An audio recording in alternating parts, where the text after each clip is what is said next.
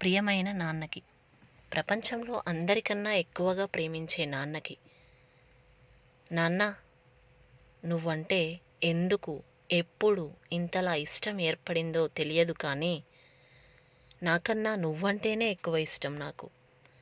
నీకు నాకు వయసులో 40 ఏళ్ళు తేడా ఉండొచ్చు కానీ నాకు నువ్వు ఎప్పుడూ ఒక స్నేహితుడిలాగానే అనిపించావు. నాకు ఊహ తెలిసినప్పటి నుండి స్కూల్లో జరిగిన విషయాలు, నా స్నేహితులతో నేను ఆడిన ఆటలు, నా మనసులోని భావాలన్నీ ప్రతిరోజు రాత్రి కాగానే నీ భుజంపై తలవాల్చి నీ పక్కనే పడుకుని ఆకాశంలోని ఆ చందమామని చూస్తూ కబుర్లు చెప్పేదాన్ని. మన ఇద్దరి మధ్యలోకి అమ్మ వచ్చి ఏంటో నాకు కూడా చెప్పొచ్చుగా అని ఎన్నోసార్లు అడిగేది. ఏం లేదులే అంటూ నీతోనే నా కబుర్లన్నీ పంచుకునేదాన్ని.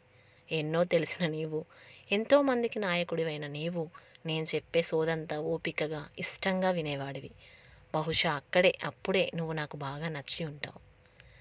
అమ్మ ఎక్కడికైనా ఊరికి వెళ్దామన్నా నిన్ను వదిలి నేను వెళ్ళేదాన్ని కాదు. నువ్వు ఎక్కడికైనా వెళ్ళినా ఎప్పుడొస్తావని ఎదురు చూసేదాన్ని. రోడ్డు మీద నీ చెయ్యి పట్టుకుని నడుచుకుంటూ వెళ్తుంటే దారి వెంట అందరూ నీకు నమస్తే పెడుతుంటే చాలా గర్వంగా అనిపించేది నాన్న. నా దృష్టిలో నువ్వే మొదటి హీరోవి.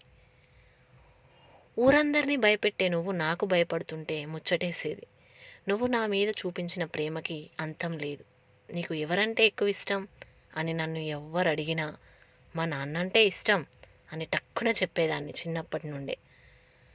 నా స్నేహితులంతా అంత పెద్ద ఆయనతో ఇలాంటి సిల్లి సిల్లి విషయాలు ఎలా చెప్తావు, అసలు ఆయన ఎలా వింటారు అని ఆశ్చర్యపోయేవారు నాన్న. మన ఇద్దరి మధ్య ఉన్న సంబంధం అందరూ తండ్రి కూతుర్ల కంటే చాలా ప్రత్యేకమని నేను నమ్ముతున్నాను. నీతో నా 30 ఏళ్ల అనుబంధంలో కష్టాలు, సుఖాలు, బాధలు, సంతోషాలు అన్నీ చూశాను. నిన్ను చూసి ఎలా ఉండాలో నేర్చుకున్నాను, ఎలా ఉండకూడదో కూడా నేర్చుకున్నాను. నాకు ఊహ తెలిసినప్పటి నుండి అయితే నువ్వు కష్టాల కడలిలోనే ఈదలేక ఈదుతున్న రోజులే గుర్తున్నాయి.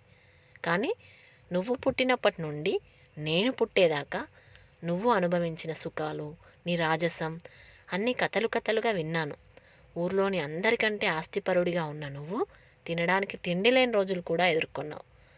అయినా సరే ఎవ్వరి ముందు తల వంచలేదు, రాజ్యాలు పోయినా రాజసం పోలేదు. నువ్వు నాకు జన్మనిచ్చావు, పెంచి పెద్ద చేశావు, నీకు చేతనైనంత వరకు చదివించావు. వీటన్నింటికంటే మించి అమృత తుల్యమైన నీ స్వచ్ఛమైన ప్రేమని అందించావు. బహుశా దాని పవర్ వల్లనేనేమో నేను బాగా చదవగలిగాను. 20 ఏళ్లకే నేను అనుకున్నట్టుగా ప్రభుత్వ ఉద్యోగం సంపాదించి నిన్ను తిరిగి అదే ఊరిలో రాజుగా నిలబెట్టాను. చాలు నాన్న, నీకు తృప్తి కలిగించే పనులు చాలా చేశాను.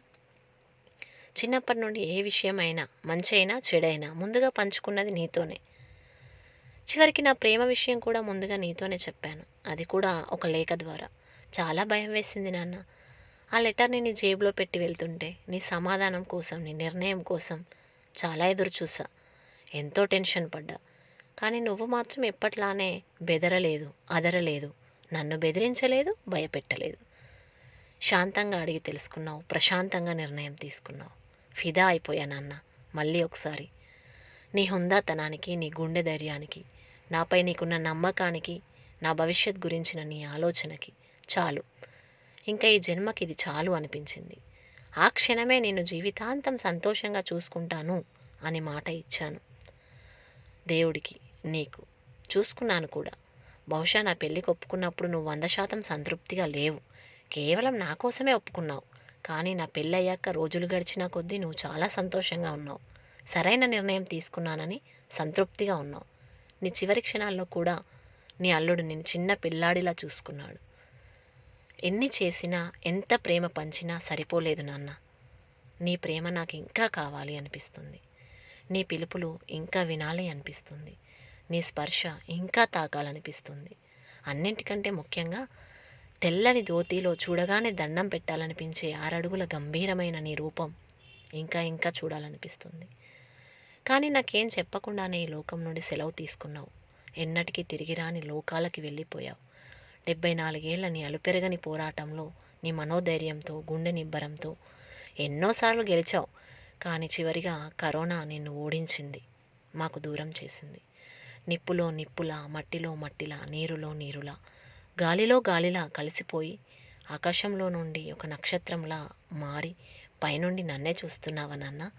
చూడు, నీలోని ధైర్యాన్ని కొంతైనా నేను పొంది ఇక ముందు నా జీవితంలో ఎన్ని ఒడిదుడుకులు, గెలుపోటములు, ఎత్తుపల్లాలు ఎదురైనా నీలాగే అదరకుండా బెదరకుండా ముందుకు సాగిపోవాలని ఆశీర్వదిస్తూ, అలాగే చూడు నాన్న, నువ్వు భౌతికంగా లేకపోయినా నా ఊపిరి ఉన్నంతకాలం నీ జ్ఞాపకాలు నాలో సజీవంగానే ఉంటాయి. ఏ లోకంలో ఉన్నా నీ ఆత్మకు శాంతి చేకూరిందని ఆశిస్తూ, ఇట్లు నీ బిడ్డ.